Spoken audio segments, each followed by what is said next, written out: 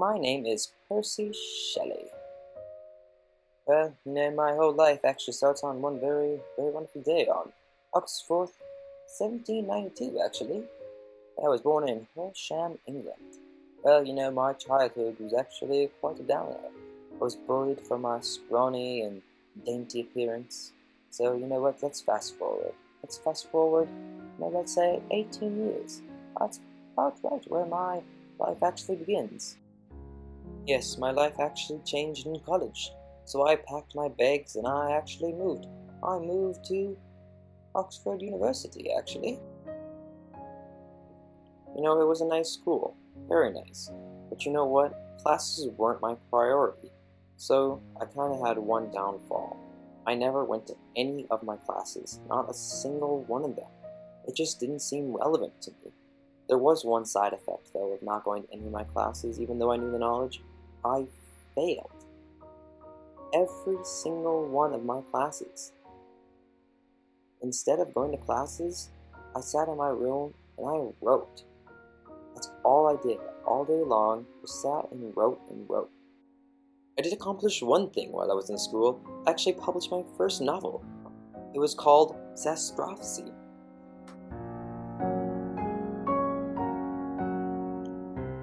Well, this day was not a very fond day for me. It was on April 25th, 1811. This day wasn't my favorite days, but you know what? I could actually care less. I actually got expelled. Expelled! Do you believe that? For only doing one thing and one thing only. I published an essay. An essay, you say? Well, the essay was called Necessity of Atheism. Well, why would that matter? I guess they were not fond of it. Well, I distributed it throughout the halls of the school, and well, lo and behold, I got expelled. Well, this next part of my life actually starts a whole new chapter. Well, it all begins on August 28th, 1811. I got sick of this whole school routine and this whole, going to classes. So, I actually met a woman. Her name was Harriet Westbrook. She was 16 years old. We packed our bags and moved to Scotland. I was actually not very fond of her, and I figured, I'll marry her and I will just mold her to the way I want her. It'll probably work out.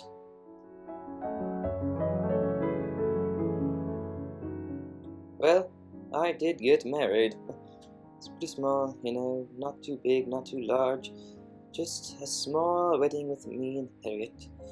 We decided to just, be on our own in Scotland and, just start our own family and maybe soon one day like each other. She loved me, but I didn't see that love in her. I didn't see that lust that every man in their life looks for. So, we start our family and I just start writing. Again. So in 1813, I actually published my first allegory. It was actually on my political views. It actually got quite good ratings, I would say myself. I was quite, satisfied. Oh, let's fast forward now. Let's go to March 1814. Oh, that month. That's probably one of the best months I've ever had in my life. Oh, I met a woman. Oh, a beautiful woman. A woman that just captivates you once you caught eyes of her. Oh, her name was Mary Godwin. We actually shared a lot of interests. She actually loved to write and to finish her novels. Well, she's actually probably a better writer than I am, but shh, don't tell her. I would never admit to her that she's a better writer than I am. July of 1814, we decided to take a trip. A 6-week trip to Europe. We decided to elope and go around and go and see the sights. We go with a bunch of our friends. All of our poet friends. You know how that is. We sit and write around the fireplace and make jokes about how bad people write. Well, I guess it's time to come back. That was fun, and it's now September 13th, actually. Oh, what year is it now? Oh, 1814, that's correct, yes. Okay, well, we returned to London, and, there's one downside to this. Well, that old saying, it has to do with the oven and the bun. Yes, it's tragic. Not tragic for me, but tragic for my wife. I actually got Mary pregnant. Put in the oven. Oh, who would think?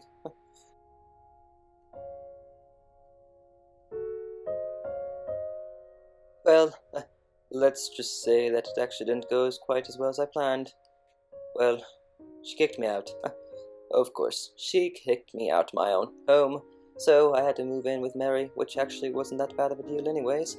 I loved Mary, not my wife. During this time we were in hiding, Mary actually has our first child, Charles. Oh. Well, it is now June 1816. We actually decided to take a summer trip. Where to? Switzerland. Who would think? Switzerland. During this time, my wife Mary actually starts to write her first novel. Oh, I'm so excited for her. I really hope it turns out. You know what it was called?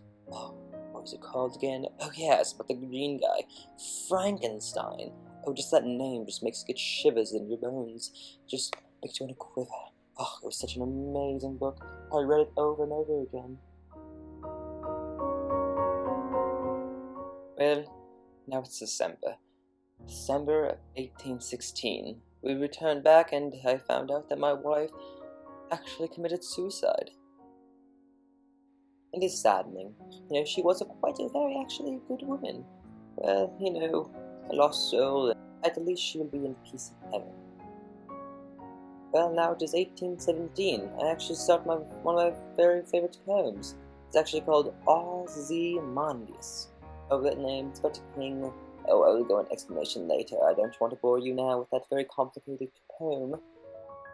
Now it is 1818. Well, I told Mary she publishes her Frankenstein novel. Oh, it was a success. Such a success that I actually published my own poem, Ozymandias. Oh, it was such a success, but not as good as hers. Well, this day,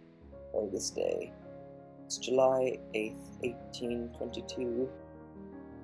It's the day I actually die. Yes, I died, but it was actually quite a fun day. I was out actually sailing the seas. Oh, on that wonderful day, we were sailing with one of my best friends. It was so windy that day. It was so windy, and the wave actually crashed and flipped us over.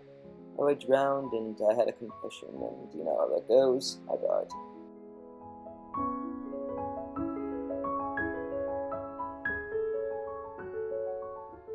Well, now it is 1824. Mary actually decides to edit and combine all of my poems and try publishing them. But you know what? My father, my idiotic of a father, actually tells my wife if she even tries to publish my novels, she will cut off all funding. So she waits. She waits for a better time to actually allow my father to cope with my death. So now, just 15 years later.